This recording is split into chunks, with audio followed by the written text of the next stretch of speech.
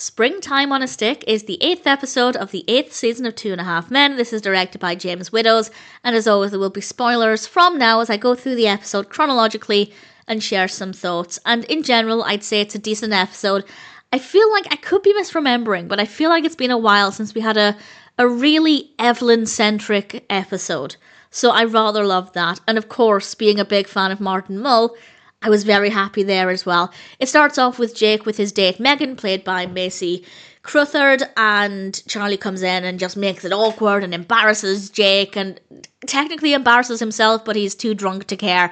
It's a decent way to start things off, and it actually leads to further development of the narrative, which I'll talk about in a moment. We then cut to Alan finding Charlie passed out on the sofa, and in that state, he makes Charlie sign the card for Evelyn's birthday. And then Alan and Jake go to Evelyn's to give her the card. And I love her apartment. It's not the first time we've seen it, but whenever we're there, it's such a beautiful space. It's bright, it's open, it's gorgeous, and I love it.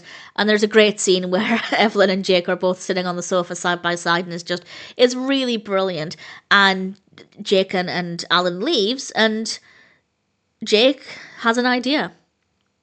He suggests to Alan, we don't want to leave her on her own, Grandma on her own, so why don't you invite her for a birthday dinner at the house?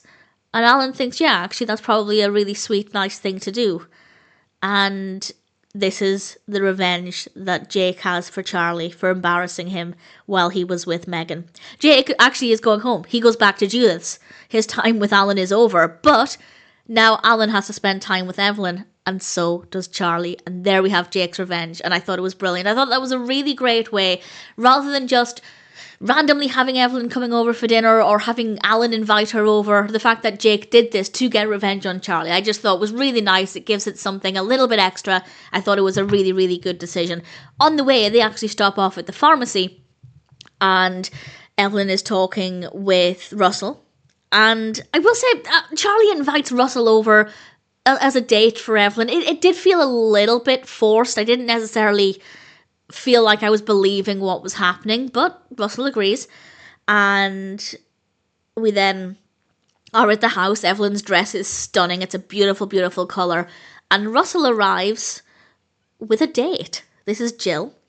She's played by Nadia Bjorlin. I apologise if I've mispronounced that.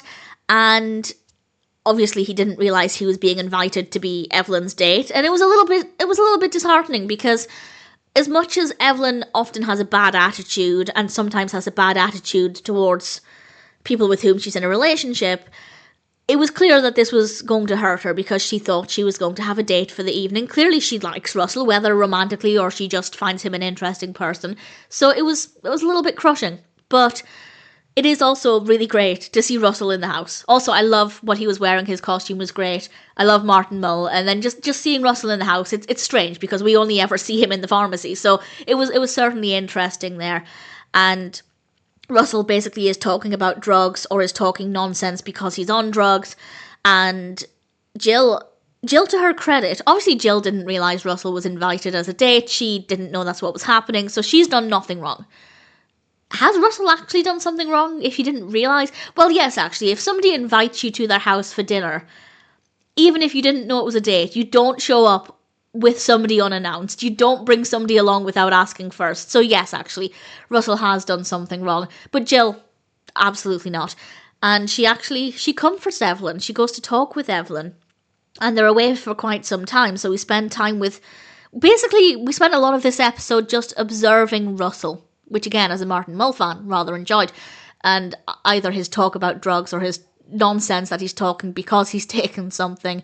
And Charlie and Alan are fed up of the situation, and they wonder where Jill and Evelyn are, so they go to find them, and the bedroom's empty. So they approach the bathroom, and they hear some very suggestive noises and giggling, and they flee. They leave because they realise what's happening. So of course they go back with Russell, and then we get more strange behaviour from Russell. So they decide to up and leave. They just don't want any of this, so they just leave. Which, yes, it's kind of funny, but I do feel like the ending was maybe a little bit flat. We end with Russell looking down at himself, and yeah, it was okay.